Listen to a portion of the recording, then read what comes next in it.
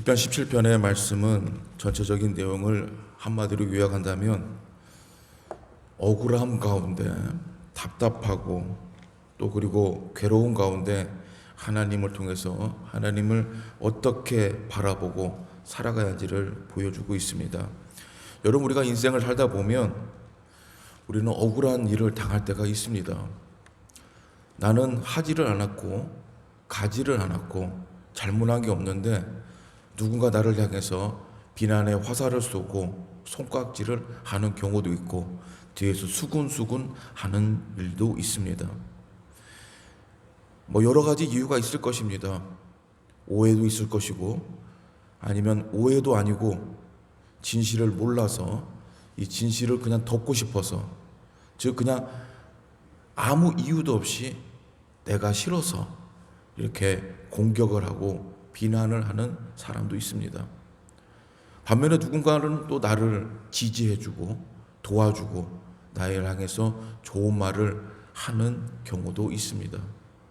그래서 인생은 이렇게 여러 가지 희노애락이 묻어있는 그런 삶 속에 사는데, 하나님의 사람은 우리가 누군가 나를 칭찬해주고 좋아해주고 함께해준 것도 있지만은 이러한 아무런 이유도 없고 연고도 없이 나를 향해서 비난하고 공격할 때 어떻게 하는가? 오늘 다윗은 하나님 편에 서서 계속 살아온 사람입니다. 그런데 다윗을 누구보다도 가장 이뻐하고, 즉 좋아하고 협력해주고 지지했던 사람이 사울 왕이었어요.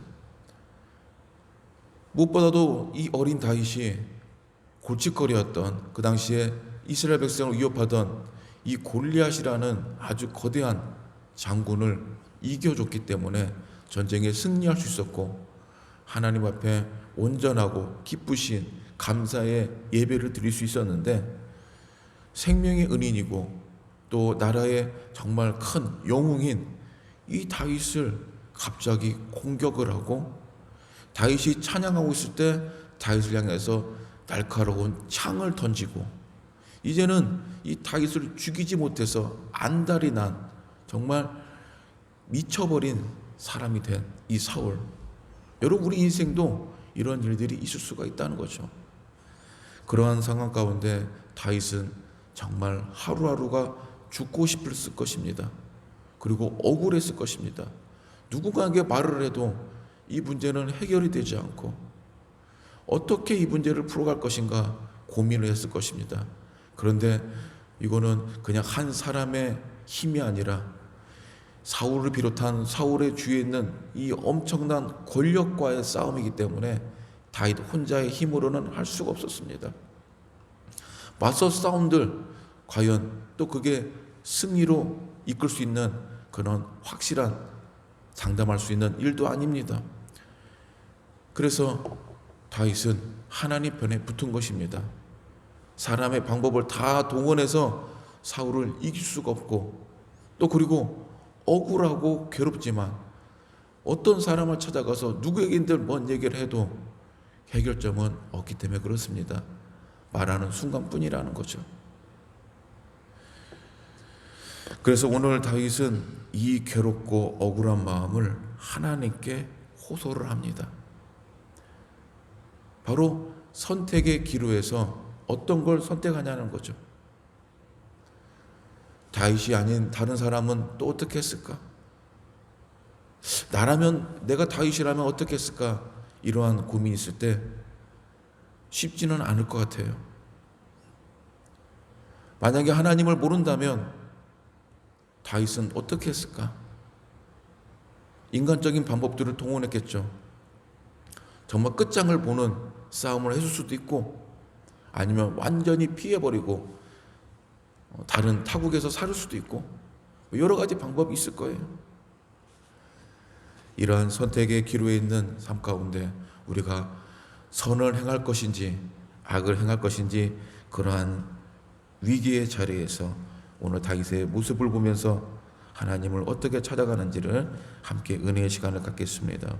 먼저 다윗은 1절에서 5절의 말씀을 보면은 자기의 억울함 가운데 이 억울함 속에 끝까지 다윗은 하나님을 붙들었다고 얘기해요.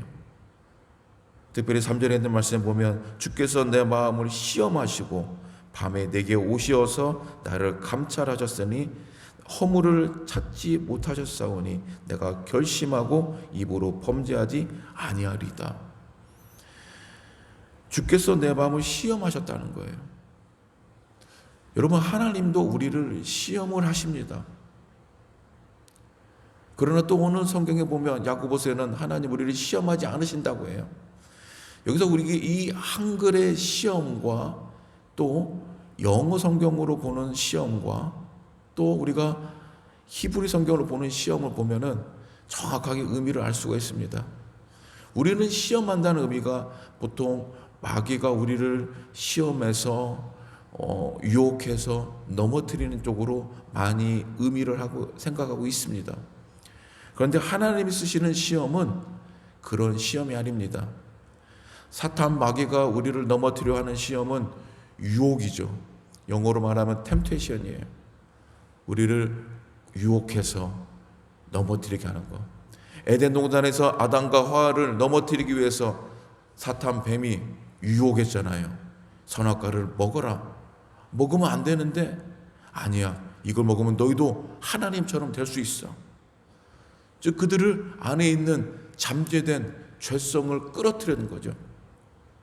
그뿐만 아닙니다. 성경에 보면 사탄은 우리를 끊임없이 유혹합니다. 넘어뜨리려고 합니다. 그러나 하나님은 시험하시는 이 시험이 유혹이 아니라 테스트입니다. 테스트예요. 학교에서 우리가 학생들이 돼서 시험을 볼 때 이 시험이 테스트예요. 유혹이 아니잖아요. 나 학교에서 시험 봤어. 이번 결과가 어떻게 나왔어. 그 유혹이 아니에요. 테스트예요. 그 테스트가 뭐냐? 이 테스트 통해서 내 상태를 아는 거예요. 내가 공부를 했지만, 내가 열심히 준비했지만 테스트를 통해서 나의 현 상태를, 수준을 알 수가 있는 거죠. 테스트가 없으면, 시험이 없으면 내 상태를 알 수가 없습니다. 그러잖아요. 아무리 영어 단어를 외운들, 아무리 국사를 과학을 공부한들, 수학을 열심히 문제를 풀었던들, 그러나 실제 시험 자리에서 잘할 수 있느냐 이거죠. 그걸 통해서 그 사람의 어떤 실력과 지식의 수준의 척도를 판가름하는 거예요. 그러면 주님께서 우리를 시험한다는 이 테스트는 뭐냐? 위기 속에서도, 고난 속에서도, 하나님을 찾을 수 없는 극박한 절망의 순간에서도 내가 끝까지 하나님을 찾고 있는가를 하나님 우리를 테스트하십니다. 시험하신다는 거예요. 아브라함과 이삭 관계에서 하나님이 이삭을 주시고 마지막으로 또 시험을 하셨어요. 이삭을 바치라. 그 시험이죠. 이 시험을 아브라함이 통과하느냐 안 하느냐. 아브라함은 통과를 했어요. 아들을 바치려고 했어요. 정말 죽이려고 했어요. 하나님께 드리려고 했어요. 그 시험에 통과한 거예요. 그럴 때 하나님께서 아브라함을 믿음의 거부로 세워주신 줄 믿으시기 바랍니다. 우리 신앙 가운데서도 우리도 이러한 테스트가 있습니다. 시험이 있어요. 사업하는 사람에게 사업 속에서 그 사업을 하나님 편에 서서 사업하거나 아니면 세상 편에서 속이고 편법을 이용해서 하거나, 직장을 다닐 때도 여러 가지 많은 일들이 있죠. 모든 하는 일들 가운데 하나님 없이 사람을 속여서 할 수 있는 방법들, 그러나 그것을 과감하게 털어버리고 하나님 편에 서서 내가 정직하게 하는 방법들 있다는 것입니다. 우리에게 하나님은 그러한 방법들로, 그러한 상황 가운데, 내가 하는 일터에서, 현장에서, 내 삶의 인간의 관계 가운데 우리의 신앙을 테스트하십니다. 시험하세요. 나의 믿음이 어느 수준에 있는가?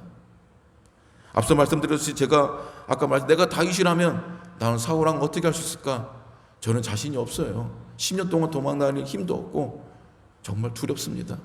그러나 어찌됐든 그래도 사람의 방법으로 할 수 없기 때문에 기도할 것 같아요. 하나님 또 찾을 것 같아요. 하나님께 도움을 요청할 것 같아요. 그러면서 다윗은 하나님께 얘기하죠. 밤에 내게 오시어서 나를 감찰하셨습니다. 즉 하나님께서 다윗을 보셔서 일일이 다 요목조목 테스트한 결과를 보니까 허물을 찾지 못했다는 거예요. 그러면서 3절의 마지막 말씀에 내가 결심하고 입으로 범죄하지 아니하리다. 중요한 것은 이 테스트를 통과하면서 나의 입술에서 나오는 고백이 열매가 됩니다. 죄의 열매가 될 수 있고요, 축복의 열매가 될 수 있어요. 하나님이 함께 하시면 불평하지 않는 삶, 현실을 보고 현실을 통해서 현실을 판단하고 현실이 전부인 것처럼 육신의 눈으로 판단하지 않는 것, 이게 참 중요합니다. 그 본 것을 육신의 입술로 범죄하지 않는 것. 쉽게 말하면 내가 보여지는 지금 상황은 절망과 좌절밖에 나오지 않고 푸념과 낙심만 할 수밖에 없는 인생의 지금 현 모습이지만, 그걸 뛰어넘어 하나님께서 저걸 멋지게 바꾸시고 역전의 인생을 살게 할 수 있는 축복의 귀한 그 큰 복의 성물 꾸러미를 들고 있는 걸 영의 눈으로 보느냐 차이예요. 믿음이 거기 있다고 했잖아요. 믿음은 바라는 것들의 실상이요 보이지 않는 것들의 증거다라고 히브리서 말씀에 분명히 믿음에 대해서 정의하고 있습니다. 눈에 보이는 걸 보는 것은 육신의 생각입니다. 육의 눈입니다. 그러나 하나님이 그 문제를 넘어서 역사하시고 놀랍게 얽히고 설킨 이 복잡한 실타래를 풀어서 말끔하게 정리하시고 축복하시는 그 하나님의 일하심을 보는 건 믿음의 눈, 영의 눈입니다. 다윗은 영의 눈을 뜨고 다시 한번 하나님 붙든 거예요. 지금 내 삶에 여전히 다윗은 혈기등등하고 나를 죽이려고 하지만 나는 그래도 하나님을 찾겠다. 그리고 오늘 말씀의 핵심이 뭐예요? 이 억울함. 하나님 편에 서서 나는 하나님만 붙들었는데 왜 저 사람들은 나를 이유도 없이 연고도 없이 나를 넘어뜨리려 하고 나를 여전히 비방하고 왜 여전히 조롱하느냐. 이러한 삶 가운데 우리의 입술을 지키시기를 축복합니다. 보이는 대로 말하지 마시고 느끼는 대로 모든 걸 결정 내리지 마시고 하나님께서 하신다는 믿음의 말을 하시기를 축복합니다. 그러면서 다윗은 오늘 말씀에 정말 시편의 어쩌면 시편의 핵심이에요. 6절에서 12절 말씀 중에서 8절에 있는 말씀 보면 나를 눈동자같이 지키시고 주의 날개 그늘 아래 감추시는 분 그랬어요. 하나님에 대해서 너무 잘 알고 있어요. 여러분 하나님을 얼마나 알고 계십니까? 우리가 알고 있는 하나님이 단지 우리의 기도만 들어주시고 어려울 때 도와주시고 문제를 해결해 주시고 축복만 주시는 분으로만 착각하시면 안 됩니다. 하나님을 그 수준에 머물게 하지 마십시오. 하나님은 단지 그렇게 일만 하시는 분이 아니에요. 온 인류를 우리를 사랑하셔서 하나밖에 없는 독생자 아들 예수를 버리기까지 우리를 사랑하신 완전한 사랑의 하나님. 정말 우리가 알지도 못하고 보지도 못하고 느끼지 못하는 곳 가운데 여전히 우리를 위해서 일하시는 그 하나님이십니다. 다윗은 그 하나님을 정확하게 알고 있지요. 그러면서 눈동자같이 나를 지키신다 그래요. 이 눈을 감지 않고 여전히 떠서 바라보고 지켜보는 것, 이거 얼마나 든든합니까? 이사야서 말씀에 보면 바로 이 똑같은 다윗의 고백과 같은 말씀과 또 더불어서 하나 더 붙어있는 말씀이 있어요. 바로 독수리가 그 자기 새끼를, 독수리 새끼를 훈련하신다. 그래서 하나님 어떤 분이시냐? 눈동자처럼 우리를 보호하시기도 하고 또 그 독수리가 자기 어미 독수리가 아기 새끼 독수리를 훈련하신다. 여러분 독수리가 이 새들이 자기 새끼 독수리를 어떻게 훈련합니까? 그를 발톱으로 집어서 아기를 저 높은 곳으로 날아가 가지고 떨어뜨리죠. 그리고 다시 내려와서 땅에 달려갈 때 또 잡아서 또 들어 올려서 하늘에서 떨어뜨리죠. 왜 이걸 할까요? 새끼 독수리에게도 날개짓을 할 수 있도록 지금 훈련을 시키는 거예요. 그래야 날개짓을 하죠. 마찬가지입니다. 하나님이 우리를 눈동자처럼 보호하시고 지켜주시지만 또한 이 독수리처럼 우리를 훈련하시는 거예요.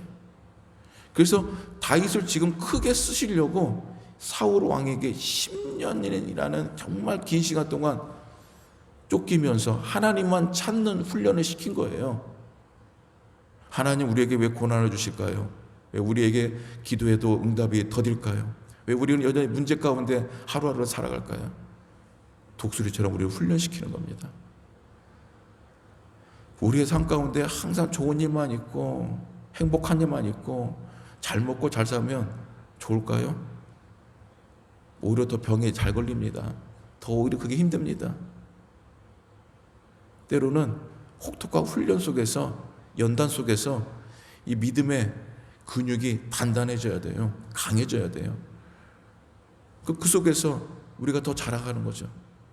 성경에 보면 다 그렇습니다. 모세도 그랬고, 모세도 40년 광야 속에서 침묵의 시간을 가졌고, 얼마나 말을 안 했으면 자기 말이 어눌해졌다고 그래요.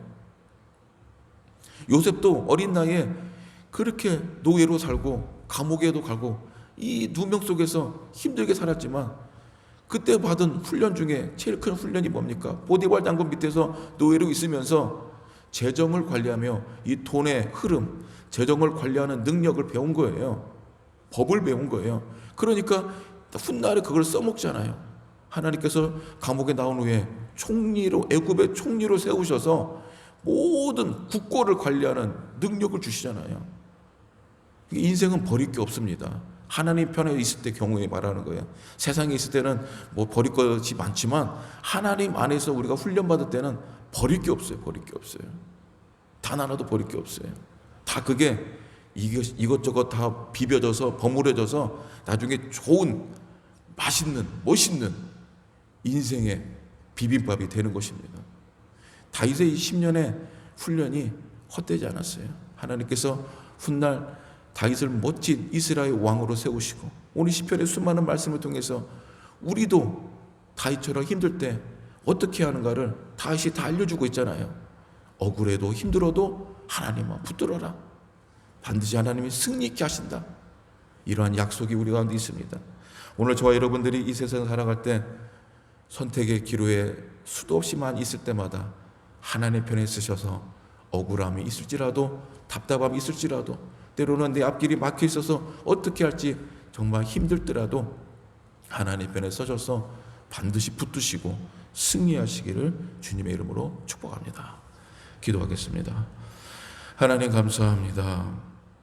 억울하고 힘들고 괴롭고 때로는 왜 내가 하나님 이러한 일들을 당하고 왜 저 사람들은 나를 미워하고 나를 공격하는가 라고 할 때마다 다윗처럼 다시 한번 하나님의 편에 서서 기도하고 하나님의 일하심을, 하나님이 분명히 이 고난과 역경을 이기게 하시고 승리케 하신다는 걸 믿고 나갈 수 있도록 주여 도와 주시옵소서. 오늘 하나도 축복하여 주시옵시고 이 새벽에 기도한 하나님 사람들에게 응답하여 주시고 말씀하시고 만나 주시옵소서. 병상에 있는 자녀들 하나님 치유하시고 회복하시고 속히 나음을 있게 하여 주시며 지역과 진로에 대해서 또 학업과 공부하는 자녀들 아버지 하나님 또 여러 많은 일터에서 현장에서 수고하고 애쓰고 땀 흘리는 하나님의 사람들을 보호하시고 지켜주시고 오늘 말씀처럼 눈동자처럼 지켜주시며 독수리처럼 훈련하셔서 하나님의 믿음의 사람으로 견고하게 세워지게 하여 주시옵소서. 감사하며 예수님의 이름으로 기도하옵나이다. 아멘.